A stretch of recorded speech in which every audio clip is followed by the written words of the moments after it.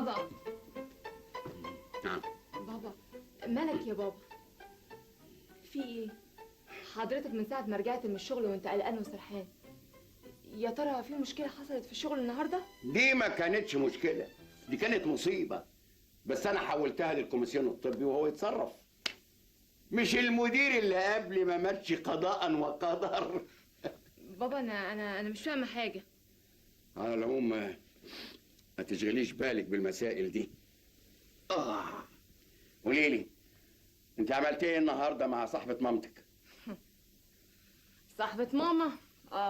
دي طلعت صاحبتها بشكل يا بابا. تصور، انا حاسة انها بتحقد على ماما علشان شغلها وفلوسها. معقولة يا هالة؟ ايوه يا بابا، حاسة كده انها بتمن عليا بالوظيفة. لا، وكلكم والوظيفة اللي هي مختارها لكم تاني خالص. ازاي يعني؟ تصور يا بابا، عايزاني الف القرى والمحافظات علشان اعمل بحث ميداني عن النمل الابيض.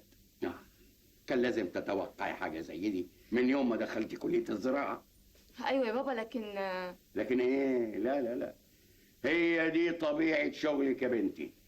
مش طول عمرك بتقولي انك عايزة تثبتي ذاتك وتتحدي الظروف؟ اهي فرصة جاتلك لحد عندك، والمفروض ان العمل ده يخلق جواكي روح التحدي. الوظيفة مش مجرد مكتب يا امي، مش مجرد مكتب ولا كرسي ولا مرتب اخر الشهر. لا لا لا لا لا، احنا اللي حولناها لكده.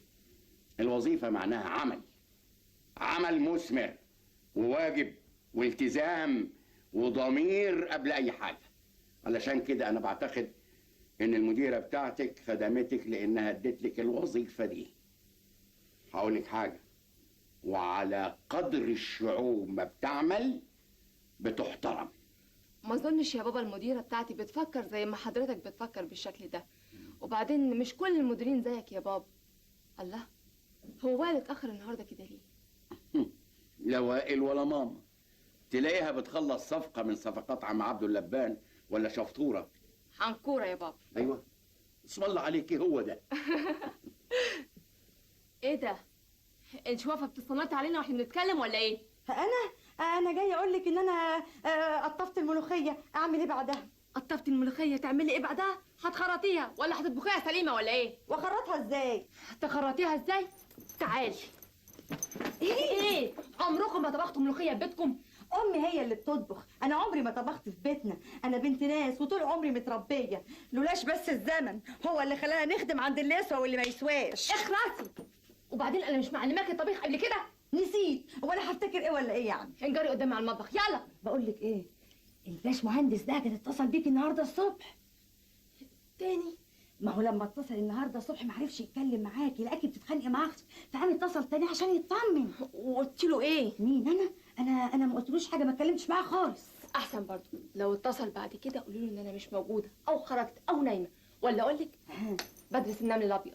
طب بقول لك ايه، الجيبه بتاعتك البيضه دي ما بقتش من مقامك خالص. ما بقتش من مقامي خالص؟ ليه؟ ده انا شاريها ما بقاليش شهر واحد بس. على العموم مش خساره فيكي. يلا انجري قدامي على المطبخ. حاضر.